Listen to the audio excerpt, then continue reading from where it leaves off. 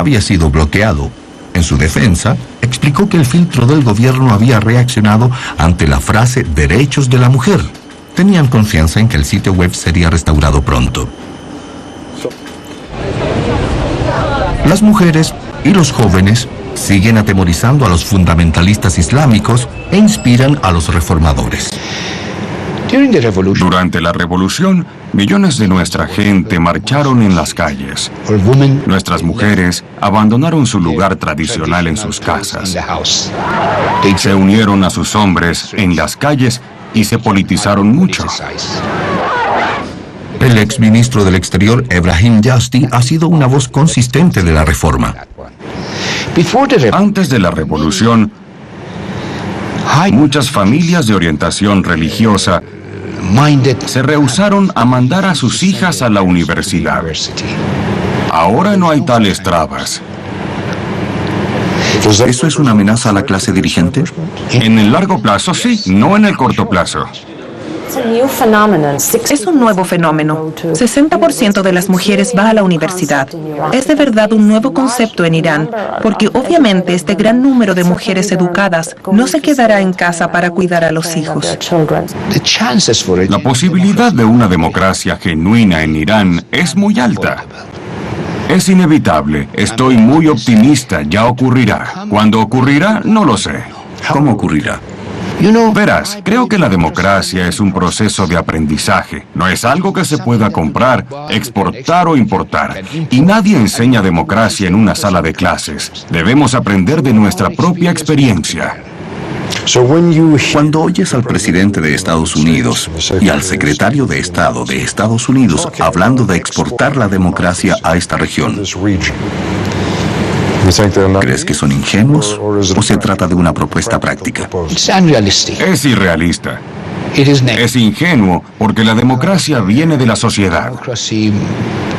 No solo nosotros como liberales demócratas deberíamos aprender de democracia.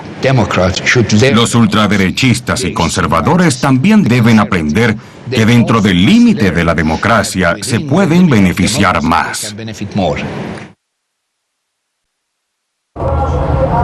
La guerra con Irak se acabó, pero duró casi 8 años y fue la guerra convencional más larga del siglo XX.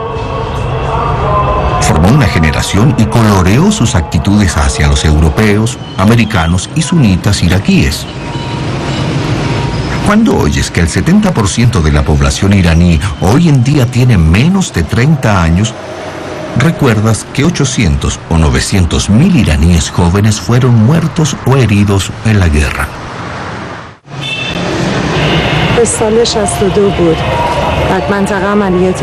Dice que en 1983 su hermano fue martirizado por pisar un campo minado. Si murieron en la guerra, se consideran mártires. Mi hermano fue herido por armas químicas, dice, y después de la guerra se enfermó aún más y de manera progresiva. Fue considerado mártir por eso. Sí, había armas químicas. Saddam Hussein las tenía y sus militares las usaron. Lo que los iraníes no pueden olvidar es que Saddam obtuvo muchos de los recursos para esas armas de los británicos, los franceses, los alemanes y de los Estados Unidos. En vísperas de la invasión americana a Irak en el 2003, la versión de Washington era que conocíamos lo de las armas de destrucción masiva que tenía Saddam. Aún tenemos los recibos. Estados Unidos también proveyó inteligencia para los iraquíes y fotos satelitales. El punto era evitar que Irán ganara la guerra.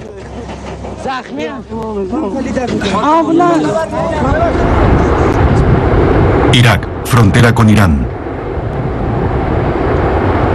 Nuestra productora y los camarógrafos vuelan al sur, a Abadan, a la región rica en petróleo de Juzestán, que está en la frontera con Irak.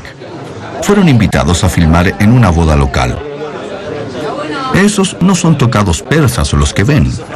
Esta es una boda árabe. De hecho, esta sección de Irán fue conocida como Arabistán. El hecho de que la mayoría de los lugareños aquí no son persas, sino árabes como los iraquíes, hizo creer a Saddam Hussein que los campos petroleros iraníes serían un blanco fácil. No fue así. Tenemos permiso de la oficina de prensa del Ministerio de Cultura y Guía Islámica iraní para grabar video cerca de la frontera y un cercano santuario a los muertos de guerra. Por el segundo día, cuando vuelvo al sur para juntarme con el equipo, somos nuevamente censurados. Aún podemos filmar vallas y carteles de mártires, pero cuando nuestro camarógrafo se prepara para filmar un atardecer, le dicen que no tenemos el permiso necesario. Nuestro equipo local y el gobierno acuerdan una reunión temprana en la mañana con el general subgobernador. Incluso a los iraníes les cuesta saber quién tiene el poder real en un momento y lugar dados. La Guardia Revolucionaria, por ejemplo, es separada y distinta del ejército iraní. Hezbollah es una consecuencia de la Guardia Revolucionaria. Cada uno puede tener más influencia en una región o distrito dados que el gobierno central. Todos ellos explican, al menos parcialmente, lo que pasa después. Los dirigentes de gobierno con títulos impresionantes como general subgobernador parecen inútiles cuando tratan con funcionarios anónimos que representan a agencias misteriosas.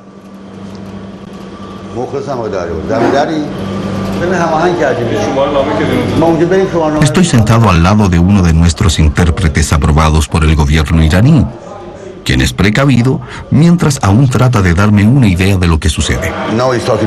Ahora está hablando con el gordo, pero antes habló con las autoridades. Bien, ¿te refieres a la policía? No. ¿Inteligencia? La sin rostro. Sin rostro. Yo lo llamaría la Guardia Revolucionaria. ¿Perdón? Yo los llamaría la Guardia Revolucionaria. Sí, solo la parte sin rostro de ella. La rama de inteligencia de la Guardia Revolucionaria. Está bien. Así es. Iremos a la otra estación de policía para buscar una carta de la rama de inteligencia. Luego recogeremos al hombre gordo. El hombre gordo es quien se dirige hacia mí, el que fue nuestro invitado en la cena de la noche anterior. El por qué nunca quedó completamente claro, pero nuestros guardaespaldas iraníes parecen tener fe bien fundada en que él podría hacer las cosas. Él estaba, me dijeron, conectado de alguna forma con la rama local de Hezbollah. En esencia, nos habían dado permiso para refilmar el mismo material que nuestro equipo había grabado en el santuario a los muertos de guerra el día antes. Nuestra petición de grabar el tránsito de camiones hacia Irak fue rechazada, pero a veces se tiene suerte. En el control policial nos separan temporalmente del hombre gordo. Hay una larga fila de camiones que llevan bolsas de cemento y esperan cruzar la frontera hacia Irak. Cuando los conductores notan que somos periodistas americanos, se muestran felices de hablar. ¿Qué tan seguido haces el viaje?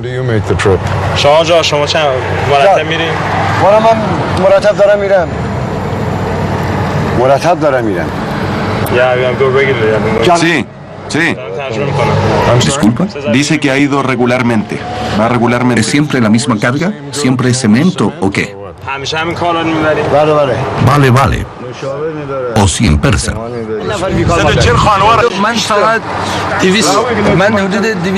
Estos conductores explicaron que cuando Saddam tenía el poder, necesitaban visas para entrar a Irak. Ahora los viajes son tan comunes que simplemente les timbran sus pasaportes. Ganan unos $50 por cada viaje. El tráfico comercial desde Irán a Irak es enorme. Irak tiene un mercado natural para los bienes iraníes. De hecho, un asesor del gobierno iraní nos dijo que el objetivo final es integrar las economías de ambos países. Con los tiempos que corren, aún el viaje corto a un punto de descarga dentro de Irak es una peligrosa ruta.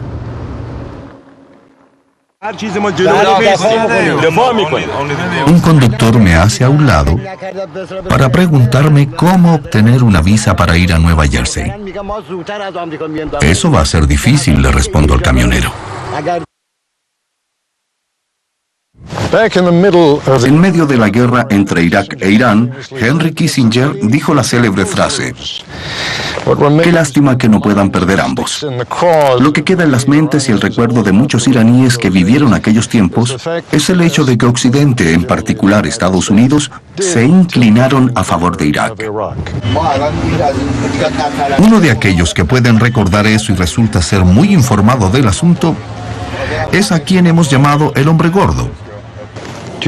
Durante la guerra iraní-iraquí, Washington dijo que era neutral entre ambos bandos. No creemos que Washington fuera neutral.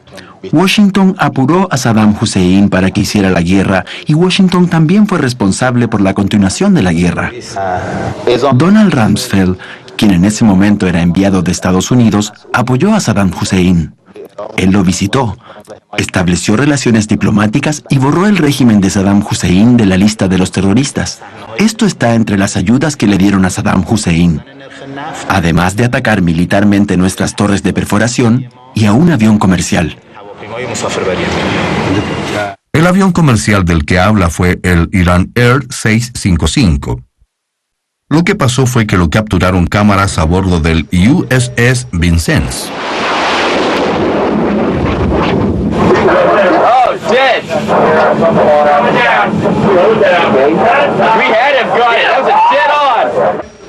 El barco de guerra americano derribó un avión de civiles y mató a 290 pasajeros a bordo. Washington siempre ha mantenido que fue un gran error. Pero el accidente solo confirmó las sospechas iraníes de que Estados Unidos estaba apoyando a Saddam Hussein. El día de la tragedia, yo fui uno de los testigos. Nunca lo olvidaré. Volaba a una muy baja altura. Se podía ver el avión completo sin esfuerzo. Se podía ver claramente el avión iraní. ¿Cómo podía ser que un barco sofisticado y avanzado como el Vincent no pudiera distinguir entre este y un avión de guerra como el F-14? Cuando terminamos, le pedí que me ayudara a hablar con alguien que representara la rama local de Hezbollah. Ya lo hicieron, me dice el hombre gordo. Yo soy el líder de Hezbollah en esta región.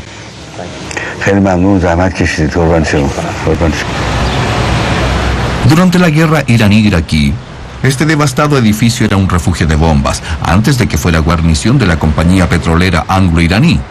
Ahora es un museo de guerra. Hay paredes y más paredes de fotografías. Jóvenes vitales que nunca vieron su adultez.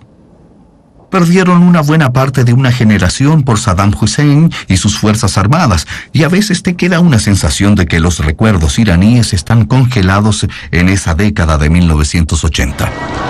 Irónicamente, lo que cambió por completo las cosas realzó la influencia de Irán en la región y le dio a Teherán influencia enorme dentro de Irak, lo cual provocó la invasión americana que derrocó a Saddam Hussein en el 2003.